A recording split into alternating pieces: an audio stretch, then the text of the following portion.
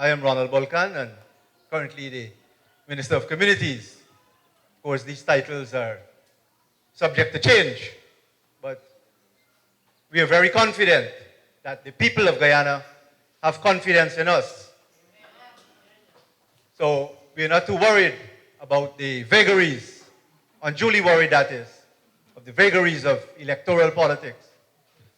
Ladies and gentlemen, friends, it is my pleasure to be here with you this afternoon, which is part of an ongoing, myself and the Prime Minister, part of an ongoing government exercise that brings government officials, government ministers to communities all across Guyana to afford citizens not only the opportunity but the convenience of interacting with ministers of government and heads of government agencies to be able to raise your concerns and to seek clarification on any issues.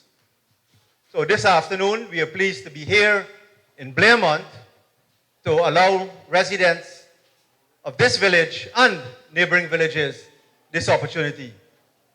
I must say it is unfortunate that some residents have chosen not to avail themselves of this opportunity to be part of this meeting and to raise any concerns that they may have, but rather they are on the outside involved in, I must say, a fairly sterile exercise. From what I gather, the shouts that they've been making is that they are calling for elections. And I'll just deal briefly with that before I end my comments. So, ladies and gentlemen, this engagement and this interaction is meant to afford you, the residents, the opportunity to raise your concerns, as I said, to myself as well as the Prime Minister, for which we will follow up. And I'd like to thank all of you who are here and to say that I look forward to hearing your issues and to any concerns that you might have. But allow me please I'll just make some brief comments on two issues. One has to do with the calls being made by residents and citizens outside. That is the call for early general elections. And to say that this administration, at the level of the President, His Excellency, has said that he would like to have early general elections. The President has made this very clear. But what he has said is that he has a duty to ensure that these elections, when they are held, that they are credible elections. But he has written to GCOM and asked that he be informed as to how soon GCOM can hold an elections. Now, ladies and gentlemen, GCOM is an independent agency, and it is only GCOM that has the authority under our Constitution for the conduct of elections. But the President has said, in similar vein, that it's only GCOM that can determine the timing as well as the form of general elections. And he has committed himself that once he is informed by GCOM as to their ability to hold general elections, that is what he is interested in. But what our country does not need is any elections that will be shrouded in controversy. And therefore, for us to have a credible elections, the first requirement is that we have a credible voters list. Amen. And let us look at the list that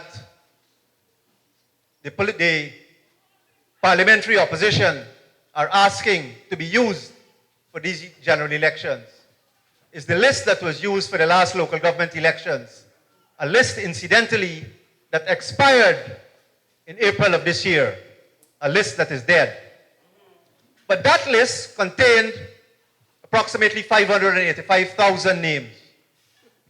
And if we were to use that list as the baseline for what is called claims and objections, C&O, which is to allow persons who would have come of age, of voting age, since that list was last prepared, the indications are that it would result in a voters list of somewhere in the vicinity of 630,000 names. Now, ladies and gentlemen, our population is approximately 750,000. The last census in 2012 placed our population at just under 748,000. So,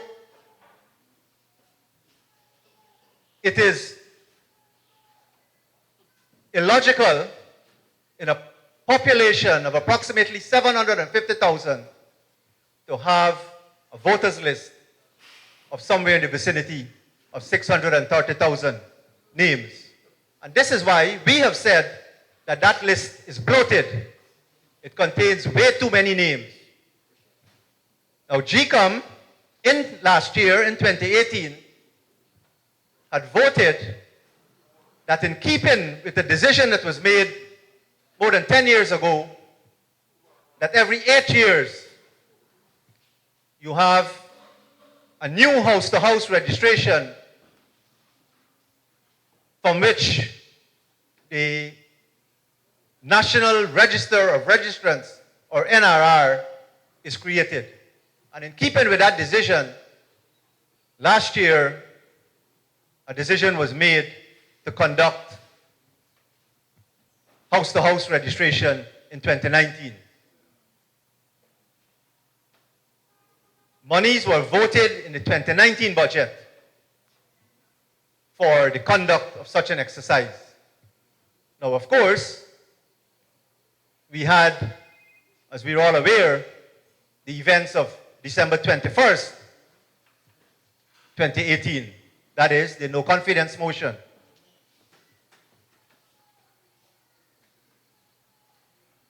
With regards to that motion, however, even though a vote was taken and announced at the end of that debate, let me offer some clarification that the Speaker of the National Assembly, at the end of that vote, announced that when Parliament reconvenes, that he would address the consequences of that vote.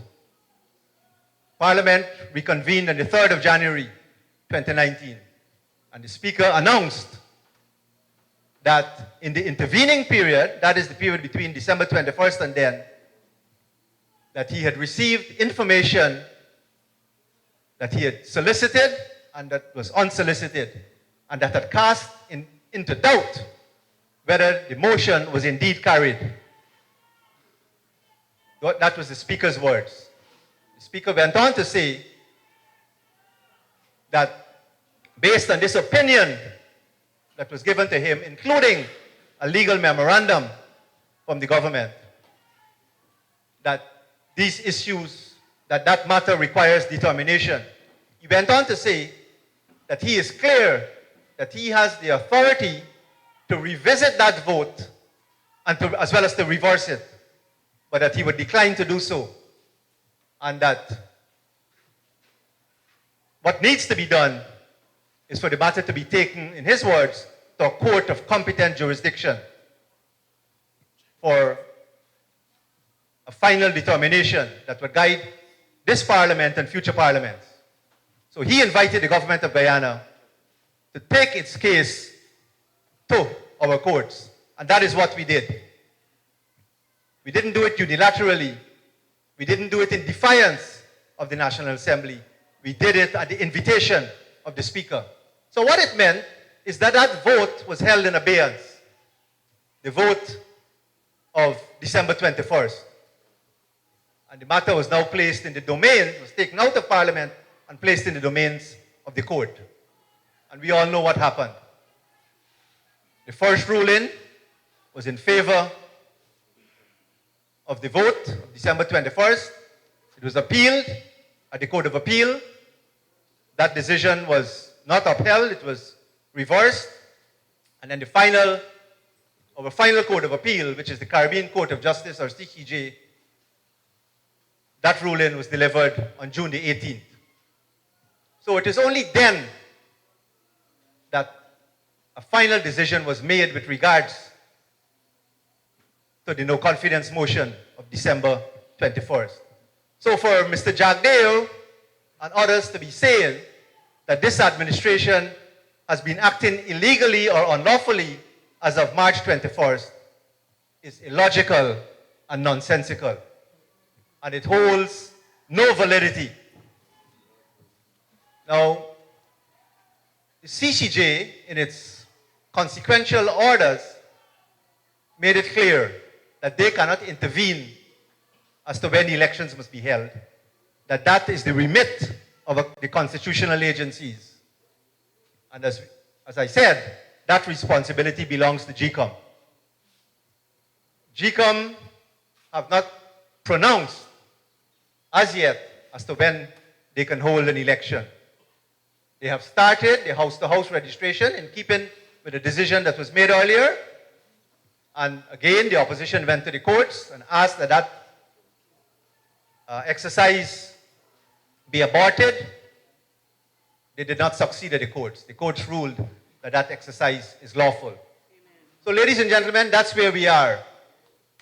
Persons have to be registered.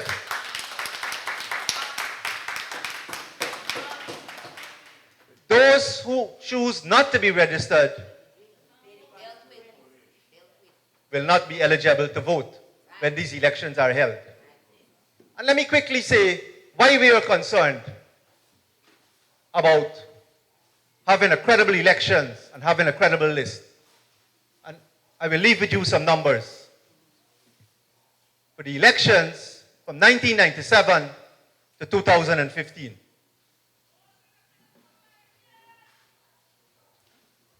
so I've left out the 1992 elections. And what the results of those elections shows is that in 1997, the PPP obtained approximately 220,000 votes. In the elections after that, in 2001, their performance declined by 10,000 to 210. In 2006, it fell to 188,000 approximately. In 2011, it declined again to approximately 166,000. And if you do the math, from 1997 to 2011 general elections, it shows that their vote declined by approximately 54,000. But what is interesting or revealing is if you look at the graph, if you do the graph, it will show that decline is continuous or progressive. And the factors that were responsible for that remained in place by the time of 2015. It did not change between 2011 and 2015. But what did we see in the 2015 elections? That having progressively lost its share of the votes from 220,000 to 166,000, or literally dropping like a stone, that miraculously this graph moved upwards from 166 to 202,000, a gain of 34,000 votes. It is illogical. It is illogical. And this is why we are resolute that a bloated voters list offers unlimited possibilities for mischief. And those 34,000 votes, many of them, I am on record as saying it on television and in other fora, they are suspect votes. And this is why we have to have a credible voters list.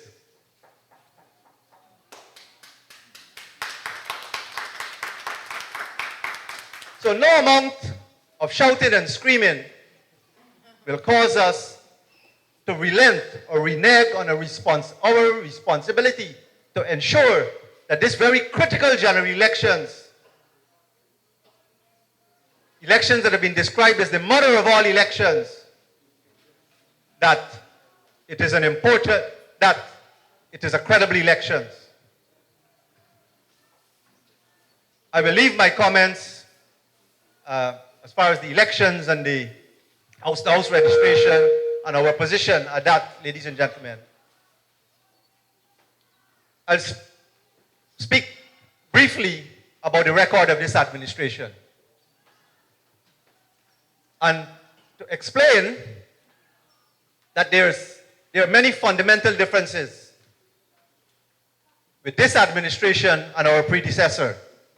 And in one very important regard, this administration, where we differ from our predecessors, is that we do not subscribe to the winner-takes-all model of governance. This administration, before we came into office,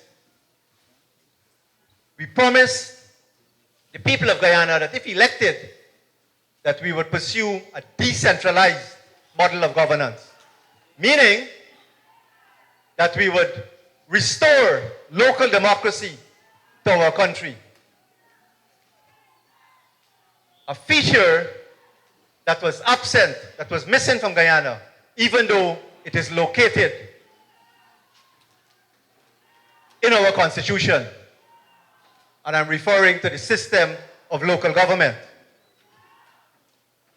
Our constitution has an entire chapter on local democracy, chapter 7. And some of you may or may not be aware that prior to our coming into office, that the last local government elections were held in 1994 under the PPP. And one of the local government ministers during that time was our Prime Minister here, who is with us here today. But following elections in 1994, they were not held again in the remainder of the PPP's term in office. And some of you may not remember, but in 2014, when the Alliance for Change tabled a motion of no confidence in the National Assembly, a motion that the APNU was committed to supporting when it came to be debated in the National Assembly, and that would have seen the end of that administration and general elections. The records will show that the response of the leader of the opposition at that time, Brigadier David Granger, was that he addressed the nation and he said to President at the time, Mr. Ramatar, he said, hold local government elections. So, Mr. Granger was giving President Ramatar an option that he was not interested. It was not his priority to have early general elections if local government elections were held. And friends, that is all you need to know to appreciate the commitment of our president towards the system of local government. Because even though he knew in 2014 that general elections would have allowed the opportunity for him to have a better than even chance to become the president, that was not his priority.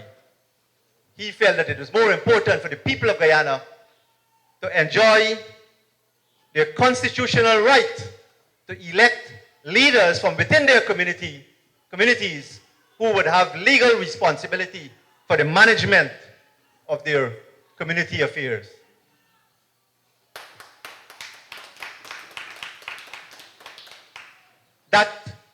Those are the facts, and that is part of our history. And in similar vein, the records will show that when he became president,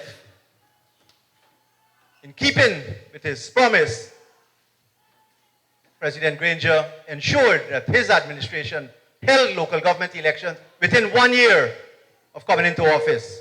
And those elections were held in March 2016.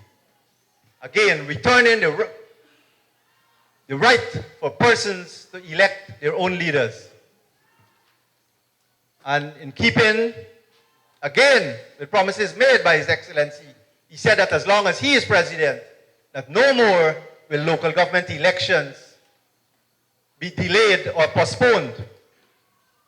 And the law says that every 3 years, or no later than 3 years, these elections must be held. And they were held in November of last year. And when local government elections were held last year, it marked the first time in Guyana's history since we became independent that successive local government elections were held as legally and constitutionally due.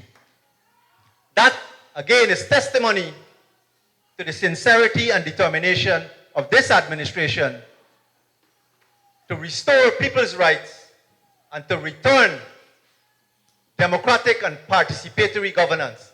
And that is what I mean by turning our backs to winner-takes-all politics, where the general elections determines who becomes the government.